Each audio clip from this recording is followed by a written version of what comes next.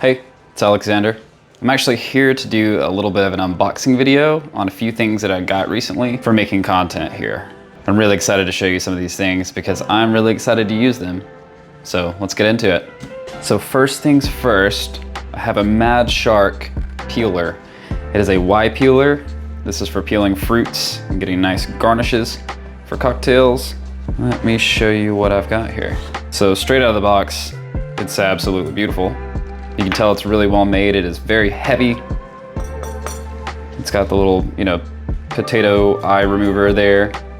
And what I really like about these ones is not only are they in the shape of a Y to give you more control over the citrus that you have in your hand, it has serrated teeth on it. You can see it there. I really enjoy that. Far too many times I've been peeling an orange or a grapefruit and it slips to the side, left or right or forward. These teeth really help to prevent that. Now they are very sharp, either way. They are razor sharp, so you have to be very careful with them. I never thought I would come to the age where I'm excited about a fruit peeler, but here we are. Next up, I've got these little cocktail skewers. So I do actually have some bamboo skewers, but sometimes I want something a bit more presentable for a particular cocktail. So I went ahead and got these really nice whiskey cocktail picks. Now it comes with 4 of them. And as you can hear, they are solid metal. Having trouble getting the last one out of there. There we go. But these are absolutely beautiful. They're kind of that Art Deco style there at the very end, and they are solid. So these are really going to put a cutting edge on my garnish game. These are fantastic. All right, next up, I actually have an entire box of edible glitter dust. There are 12 different colors of edible glitter dust here, so I can have some really glittery and shiny cocktails. There's actually a decent amount that come in these little jars too. Let me just open it real quick. These jars are actually a lot bigger than I thought they were going to be. Sometimes you read the description and sometimes you don't. I just saw how many colors there were. Me being a goblin, I just hit purchase because I wanted all the colors. Let me go through all the colors with you. So right here I have a nice green. This is kind of like a garden green. It's really nice. Next up, I have some very shimmery, almost kind of like stardust. It's really, really aggressive silver and multicolor sparkles in there. It's really nice. I feel like this color will go with just about any cocktail out there without necessarily putting an off color into it. Next up, we have a nice deep purple. Kind of like a deep space purple.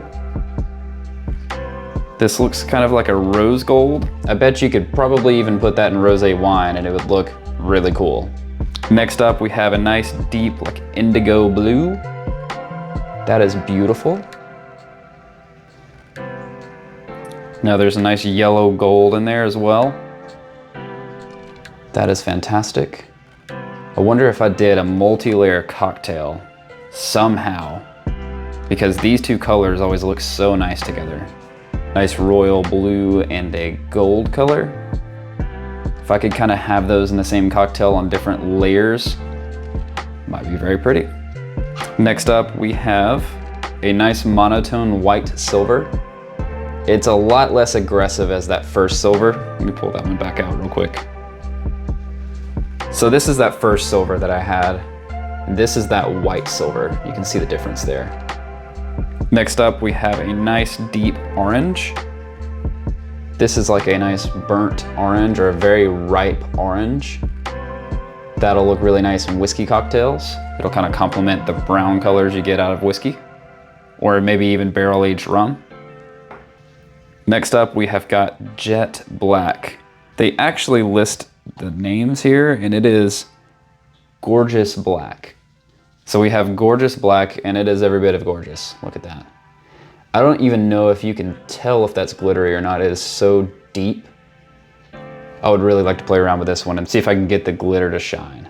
Now, third to last, we have a bright gold. This actually looks kind of tan. I bet it's just a little less aggressive than that first gold that I pulled out. And I was correct. You can kind of see that gold in my left hand on your right side is much more coppery gold, and this one is just more yellow gold. Next up, we have a deep red. Red is actually one of my favorite colors, and this one kind of reminds me of deep roses. That is absolutely beautiful. And I can see this being used in a lot of good cocktails. I actually have one in mind. I might actually post that one soon. And last but not least, we do have like a Barbie pink color in there.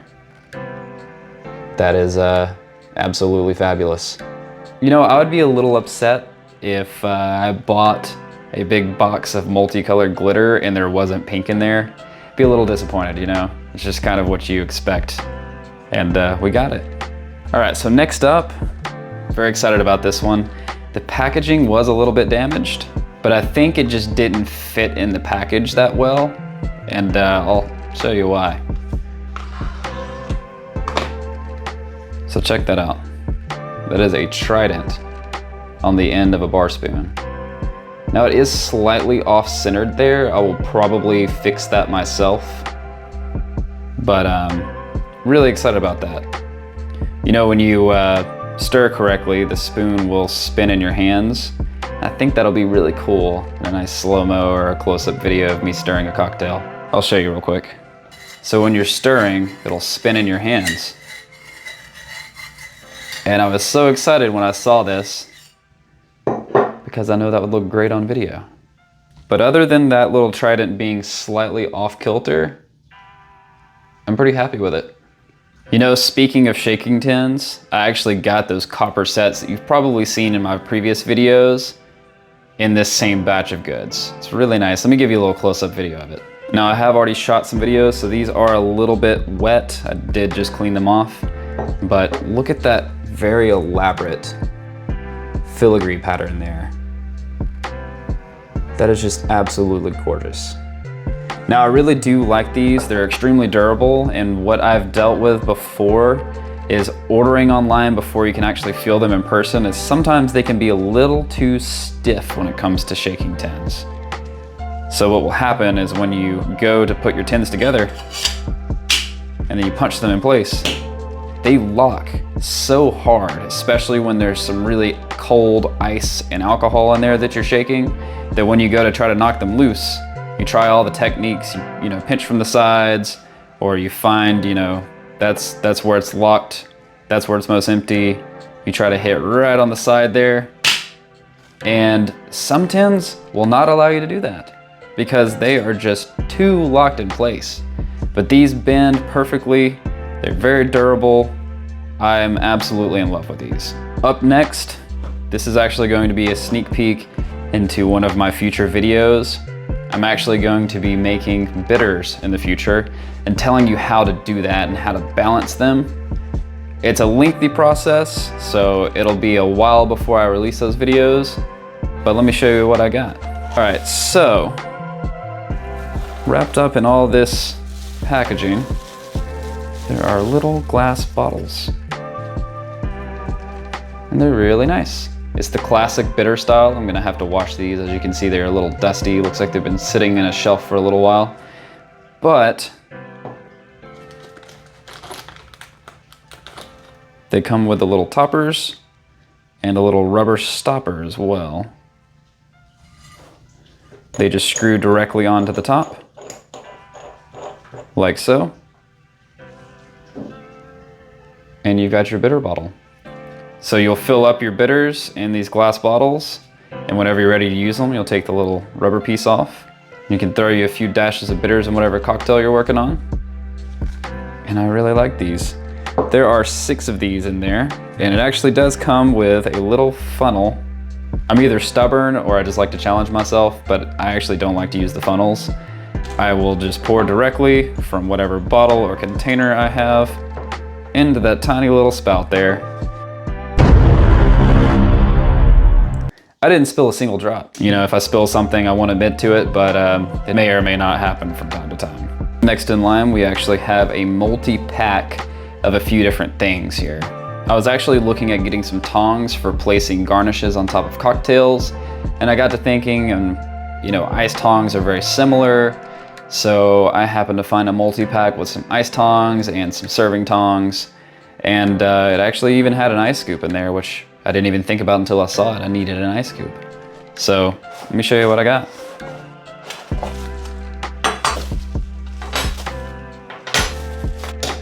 Okay, so I will say, first look at these things. The ice scoop is a little cheap. It's got sharp edges on it. I might have to use a file on that to get it to smooth out so I don't end up cutting my finger. It's also just extremely thin. I don't really expect much for the price that I paid, so I can't really be that mad about it, to be honest with you. Another thing is that all of these are supposed to be copper colored, and some of them are more gold and some of them are more true copper. And that ice scoop is just kind of dark brown. But again, for the money, it wasn't that bad. There are some of these serrated ones here. They're meant for grabbing ice cubes and placing them, you know, into your cocktail or into a shaker. I have these very small rounded tongs as well.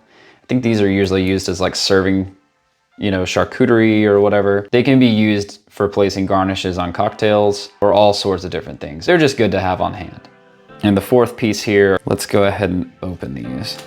So these are actually spring-loaded and they're extremely aggressive on that serration there. So these would be better for grabbing the big ice cubes for an old-fashioned. As you can see, that does have a pretty wide grip there. And they are actually nice and durable. I'm surprised how well made these ones are out of this pack. Pretty excited about these. And up next, I got this for a particular cocktail. I actually have one more thing on the way, but I'm just gonna go ahead and shoot this video anyways. These are edible gold flakes. I have a very in-depth cocktail that I've been working on for a long time. I have some custom bitters that I'm making just for it. It's going to involve ginseng, saffron, frankincense, edible gold, and a nice white rum. I might actually show that in a video. This is pure gold. There's 50 milligrams in there and it's 24 karat edible gold. This is very similar to gold that you would gild with as far as arts and crafts go, but these are edible and they are already slightly broken up, so it's easy to pick them out. Might actually use some of those tongs that I just showed off to place those on the cocktails. Now this is the second to last box that I got and received today, but I couldn't remember what this was because the packaging is very strange. It says, make a better life and do more for you. Very strange packaging, but I checked the label on the side and it mentioned atomizers and I instantly remembered what it was. I have used atomizers inside of bar settings plenty of times, but I found some really cool ones. Let me show them to you. So first things first, I have no idea what these are. I saw them in the pictures online. They are small pieces of cork with some tape on the back. I'm not too sure what to do with these. Maybe I'm stupid. Maybe I'll figure it out. I don't know. But wrapped up in all this packaging are 6 glass atomizers. Now I will congratulate them on the packaging because this is packaged really, really safely. They've put plastic in between every bit of glass, and even the plastic cap for these glass bottles were wrapped in another little plastic bag. But these are really nice. So you can use atomizers to rinse glasses. Probably the most used thing that I've seen in atomizers is absinthe, which I will go ahead and fill this one up and show you how it works. Here I have my Lucid Absinthe. I love this stuff. It's not for everyone, and unfortunately it does not make you hallucinate, but let's go ahead and fill this up. Now this is traditional absinthe. It does have 2 different types of wormwood in it, as well as the fennel and anise. It tastes very licorice forward and is probably one of my favorite liquors out there. Now I'm going to attempt to pour this directly into this little tiny thing, like I said. I don't think I'm gonna be able to do it, but we're gonna try. Yep, I'm not spilling a single drop. I didn't spill a single drop. I can't believe it. I didn't spill a single drop. Let me just put this away real quick. You know, I don't know why I'm wiping this table down. I just decided to do it randomly. There totally wasn't absinthe on the tabletop there. Yeah, But yes, this is an atomizer. It's really handy. So when you have real potent liquors, or really anything, you can do something with color. If you want to do like blue curacao, give it a few sprays on top of some white foam, it will turn it blue. You do that with anything with that much dye in it, because blue curacao is essentially Blue Lake 40 or whatever it is. But this is absinthe. This is mainly going to be used as an aromatic compound to cocktails. So I can spray this into a glass and give it an absinthe rinse. The most popular cocktail out there that this is used in is probably going to be the Sazerac, which I'll have to make in a video sometime soon. I actually do have Sazerac rye to use in a Sazerac cocktail. But yeah, this thing works just like a perfume bottle. You just give it a few sprays once you filled it up. And as you can see, there's absinthe flowing through the air right now. And this room smells beautiful. You know, if I went to work and I forgot to put on some cologne, I think I might just put some of this on instead. But yeah, I've got 6 of these, so I may put some really potent bitters. I actually have a few bitters that I've made in the past that I may end up loading into this. And I have a few other things in mind, but it's always good to have a few empties laying around just for whenever you're feeling expressive and you want to try something new. And last but not least, this is what I was really excited for. I have managed to find 8 different types of wood for smoking. Now, I did a lot of research, and this brand is one of the best. G&J's Finest. They do have 8 different types of wood in here. I can kind of give you a rundown on which situations you could use each of these woods in. So if you decide to get this or have these kind of woods laying around. So first up, we have applewood. I will say that the first thing I think of when I'm smoking applewood on a cocktail is bacon. It's something that's just kind of ingrained in me. I know that a lot of people at the bar think the same thing, so I know I'm not the only one. If you have some scotch, some whiskey, or you want to do something really elaborate and you have a fat washed bourbon, you can even bacon fat wash your bourbon and then use some of these applewood chips on that bourbon. That would taste and smell like heaven. So that's the first wood we've got. Next up, we've got walnut wood. Now I do have to do a little bit of research because I know that some people are allergic to nuts, and I don't know if the wood from a tree that produces nuts would flare up those allergies. It turns out you're probably fine. But walnut is going to be extremely earthy. It's a lot like mesquite, but a lot more dry. Where mesquite is going to have more of those deep, smoky, earthy notes, walnut is going to be more dry and open, but also deep and smoky. Next up, we have pearwood chips. These are actually very light in smoke. They tend to give off a very fresh and green aroma. So if you're using some white rum or something very floral, pearwood is actually fantastic for that. Next up, we have cinnamon wood chips. This is self-explanatory. The kind of cocktails that you're gonna use this with are going to be spicy, more towards the fall time. You know, maybe you have some allspice dram in a cocktail. This can be smoked on top. They would complement one another. Now, I have actually found that I don't like the smell of cinnamon burning on its own, but once you grind it up and add it to some wood, it's actually very, very nice. It just smells like fall and Christmas to me. So next up, we have pecan wood. This is going to be a lot more umami forward. It's very nutty. It's very nice. It's a little more smoky than the walnut wood that I have, but this is a good one for scotches and bourbons. So the next one I have is peach wood chips. This is going to be good for something you don't want to ever smoke. It can sit in the glass for a little while and it's not going to accumulate too much.